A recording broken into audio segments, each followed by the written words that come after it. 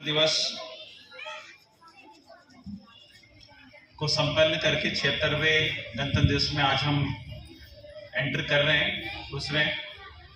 और इस उपलक्ष्य में हमारे बीच में उपस्थित मेरा पूरा कलेक्ट्रेट परिवार, बड़ा हर्ष का विषय होता है जब हम लोग इस तरीके के राष्ट्र पर्व को धूमधाम से मनाते हैं और अपने देश के प्रति अपने समर्पण को यहाँ पे आकर हम जाहिर करते हैं। हम लोग जब अपने निजी जिंदगी में रहते हैं तो तमाम तरीकों की समस्याओं की बातें करते हैं। हम देश की व्यवस्थाओं को के प्रति कभी कभी नकारात्मक भी होते हैं और अपनी परिस्थितियों का जिम्मेदार भी उसे ठहराते हैं। लेकिन कहीं ना कहीं ये जो राष्ट्र पर्व वाला दिवस होता है, आज हम लोग उन सभी चीजों को भूलकर अपने देश के प्रति अपनी कृतज्ञता को जाहिर करते हैं। ये शायद इसलिए भी है क्योंकि हम भारतीयों में एक ये प्रथा रही है कि हम लोग उसी के लिए बुरा भला भी बोलते हैं और उसी के लिए अपना भी समझते हैं जिसको हम लोग अपने सबसे निकट पाते हैं। तो शायद इसी प्रथा के अनुसार आज हम लोग जब ये त्योहार मनाते हैं तो अपने देश के प्रति अपनी भक्ति और अपनी जो आदर है वो हम लोग आज व्यक्त करते हैं। इसी त्योहार पे आज हम यहाँ पे उपस्थित हुए हैं। हमने शुरुआत इस सभा की प्रस्तावना को पढ़कर किया, जो भी हमारे पूर्व वक्ता हमारे एडीएम साहब ने कहा कि उसमें जो बातें लिखी गई हैं उसको हमें अपने जीवन में अंगीकृत करना है। आज का जो दिन है वो उसकी शुरुआत अगर हम देखें कि आज का दिन को क्यों चुना गया, क्योंकि जैसा हम लोगों ने पढ़ा कि 26 नवंबर 1949 को ही संविधान तैयार था, अंगीकृत था, फिर भी रिपब्लिक डे आज के दिन क्यों मनाया गया? इसलिए क्योंकि 26 जनवरी 1930 को पूर्ण संविधान के रूप में मनाने का आह्वान इस पूरे देश ने किया था। 1930 को ये देश ने ठाना था कि हम लोग को पूर्ण स्वतंत्रता की ओर बढ़ना है।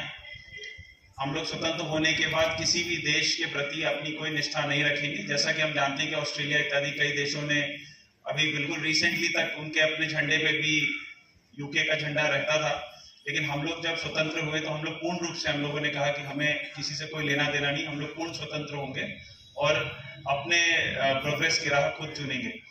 तो उसी दिन को सेलिब्रेट करने के लिए फिर जब संविधान अंगीकृत हो गया तो उसके बाद 26 जनवरी 1950 को रिपब्लिक डे के रूप में मनाया जाता है। ठीक उसके एक दिन पहले हम लोग, जैसा कि कल हम लोगों ने सेलिब्रेट किया, राष्ट्रीय मतदाता दिवस हम लोगों ने सेलिब्रेट किया था, मनाया था। उस दिन निर्वाचन आयोग का गठन हुआ था और जैसा कि कल हम लोगों ने उस विषय पर भी चर्चा की कि सभी लोगों को अपना मताधिकार भी मिला था। तो पॉलिटिकली लोगों को बराबर समानता दी गई, जो कि हम लोग देखते हैं कि हमारे जो प्रस्तावना है उसमें लिखा हुआ है social, political and economic justice, की सबकी जो सामाजिक, आर्थिक और न्यायिक जो न्याय है वो सबको प्राप्त होगा, सब उस मामले में बराबर होंगे। तो सभी को एक वोट देके पॉलिटिकल जस्टिस या पॉलिटिकल इंडिपेंडेंस सभी को दिया गया। अब सोशल और इकोनॉमिक जो जस्टिस देने का काम है उसमें हम जो सरकारी महकमे के लोग हैं हम लोगों का बड़ा योगदान रहता है। विभिन्न प्रकार की योजनाएं चलती हैं, विभिन्न प्रकार के सरकार स्कीमें लाती हैं जिनका प्रयोजन ये होता है कि सभी को खाना मिल सके, सभी के घरों सर के ऊपर छत हो, सभी के पास साफ पानी हो, जो मूलभूत जो सुविधाएं हैं वो सभी को मिल सके। और उससे संबंधित अधिकारी मुझे यहाँ पे दिख रहे हैं जिनका कर्तव्य यही है कि ये सभी को इंश्योर हो। तो मुझे लगता है कि हमें सोशल बराबरी सभी को मिले, इसके लिए हमें इंश्योर करना चाहिए कि हम लोग अपने कार्य में ईमानदारी बरतें। और जब हम इस प्रकार के स्कीमों को डील करें, जब हम इस प्रकार के स्कीमों को लागू करने में अपना प्रयत्न करें, तो इस चीज का हमेशा ध्यान रखें कि हम उसका लाभ सभी को सही प्रकार से पहुंचा पा रहे कि नहीं पहुंचा पा रहे, और इस दिशा में हम आगे बढ़ पा रहे कि नहीं बढ़ पा रहे। मेरा सभी से एक आग्रह यही रहेगा कि हमेशा जब भी हम अपने दफ्तरों में काम करें, तो इस विषय में हम हमेशा अवश्य सोचें। दूसरा जो सामाजिक न्याय की बात है, वो हम लोग अपने आचरण के माध्यम से समाज में लागू कर सकते हैं। जैसे हम लोग अक्सर जो जातिगत भेदभाव या किसी प्रकार का जो भेदभाव कभी कभी हमारे आचरणों में भी आ जाता है, उससे अगर हम परे रह के अगर अपने समाज में दिखाएं, तो क्योंकि यहाँ बैठे हुए जितने भी लोग हैं वो सब ऐसे लोग हैं जिनको गांव में या शहरों में लोग उनको मानते हैं, लोग उनको फॉलो करते हैं। तो अगर आप अपने आचरण में उस चीज को इंक्लूड करेंगे कि हम जातिगत भेदभाव या किसी प्रकार के भेदभाव से परे रहेंगे, तो मुझे आशा है कि लोगों को लगेगा कि नहीं, ये भी एक तरीका है जीने का। क्योंकि धीरे धीरे ये जो भेदभाव जो है वो बिल्कुल हमारे जीवन में इस प्रकार से घुस गया है कि हमें अब लगता है कि यही एक तरीका है। तो मेरा आप लोगों से आग्रह है कि जब भी आप लोग समाज में जाएं, अपने गांव में जाएं, तो इस प्रकार से व्यवहार करें कि ये जो जातिगत इत्यादि जो भेदभावपूर्ण जो चीजें हमें कभी कभी देखने को मिल जाती है, वो धीरे धीरे से हमारे समाज से दूर हो। तभी जाके हम अपने संविधान में ये सामाजिक, आर्थिक, सोशल, पॉलिटिकल एंड इकोनॉमिक तीनों जो इक्वालिटी है उसको हम लोग पा पाएंगे। अभी गोपी जी ने भी अपने शुरुआत में बोला था कि जब वो इस कलेक्ट्रेट में जब उन्होंने नौकरी शुरुआत करी थी 58 साल की उम्र में, तो उन्होंने अलग ही किस्म से सारी चीजें देखी होंगी और धीरे धीरे चीजें जो है वो आगे बढ़ रही है। लेकिन जो ये बढ़ने का जो प्रक्रिया होती है वो इतनी धीमी होती है कि हम लोग भूल जाते हैं कि आज से 5 साल पहले कैसी थी, और कभी कभी हमें ऐसा लगता है कि कुछ भी नहीं बदल रहा है। जबकि मैं खुद भी बोलूंगा कि मैं 2010 से विभिन्न प्रकार की नौकरियों में हूँ और मैंने खुद ही लगभग 15 सालों में इतना बदलते हुए चीजों को देखा है। चीजें बहुत आगे बढ़ रही है। आज भारत जो एक टाइम पे विदेशों से अनाज मंगवा कर खाता था, अपने लोगों को देता था, वो अभी कुछ ही दिनों पहले हम लोगों ने अपना इंटरनेशनल स्पेस स्टेशन खुद का बनाने के रास्ते पे हम लोग अग्रसर हुए। और आप लोगों को मालूम होगा कि इसरो ने रिसेंटली एक स्पेस डॉकिंग प्रोग्राम किया है, जो विश्व में सिर्फ और सिर्फ 3 देश बस कर पाए हैं, बस अमेरिका, चीन और तीसरा भारत। और बाकी सब तो अमेरिका के से जोड़ के उन्होंने अपना डेवलप किया, भारत ने अपना इंडिपेंडेंटली डेवलप किया स्पेस डॉकिंग प्रोग्राम, भारत का अपना स्पेस स्टेशन। तो ये बहुत बड़ी छलांग है। किसी जमाने में हम लोग बाहर से मोटा अनाज मंगवा के खाते थे और आज हम लोग अपना स्वयं का स्पेस प्रोग्राम बना रहे हैं। तो ये तरक्की हुई है। और सिर्फ आज हम लोग 75 साल पूरा जैसा देश 70 साल की आजादी के बाद भी इस बात पे विचार कर रहा था कि महिलाओं को वोट देना है कि नहीं देना है।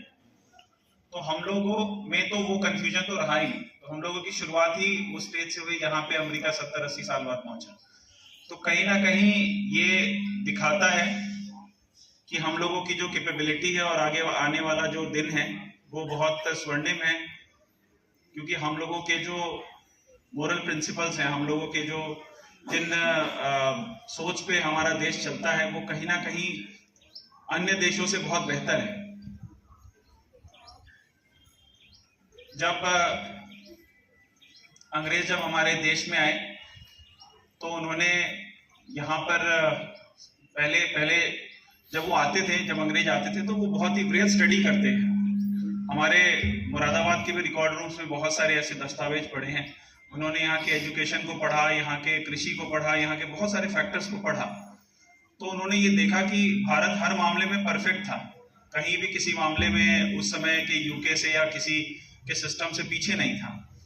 तो इसीलिए उन्होंने सबसे पहले हमारी वो सारी चीजों को उन्होंने विकृत करने का प्रयास किया जिसमें हमारा देश बेस था। इसी को कॉलोनियलिज्म कहते हैं। जब वो अफ्रीका में पहुंचे तो वो वहां मौजूद नहीं था, तो वहां पे वो सीधे गए, उन्होंने उसको रूल किया। लेकिन हमारे यहाँ पे धीरे धीरे उन्होंने सब चीज को बदला, एजुकेशन सिस्टम को बदला, कृषि को बदला, सब चीज को बदला। धीरे धीरे हम लोग प्रयास कर रहे हैं कि सारी चीजें जो है उसी हमारी जो इंडियन जो कंसेप्ट था जिसमें हम पहले चलते थे और अब तक हम लोग समृद्धि कर पाए हैं, उसी चीज पे हम लोग वापस लौटे। तो एजुकेशन में भी धीरे धीरे न्यू एजुकेशन पॉलिसी और तमाम तरीके की चीजें लागू हो रही हैं, जिसकी वजह से हम लोग फिर से इंडियन सिस्टम ऑफ एजुकेशन पे शिफ्ट कर रहे हैं। खेती में भी हम ऑर्गेनिक फार्मिंग और काउ बेस्ड फार्मिंग की बात कर रहे हैं और हमारे सरकारी लोग, तमाम लोग उसमें लगे हुए हैं। तो धीरे धीरे हम लोगों के साथ अच्छी चीज ये है कि जैसे जैसे हम लोग आगे बढ़ रहे हैं, हम लोग भारतीयता की ओर भी आगे बढ़ रहे हैं, और मुझे लगता है इससे अच्छा कुछ नहीं हो सकता कि जिस चीज ने हमें हजारों सालों तक विश्व गुरु बना के रखा, हम पुनः उसी रास्ते पे अग्रसर हैं। और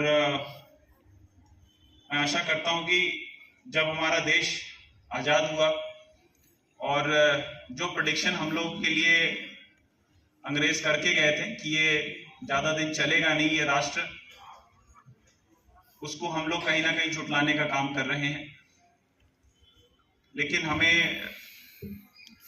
एक ऐसे पर्व के मौके पे खुद को और अपने राष्ट्र के प्रति कमिटमेंट भी करना पड़ेगा।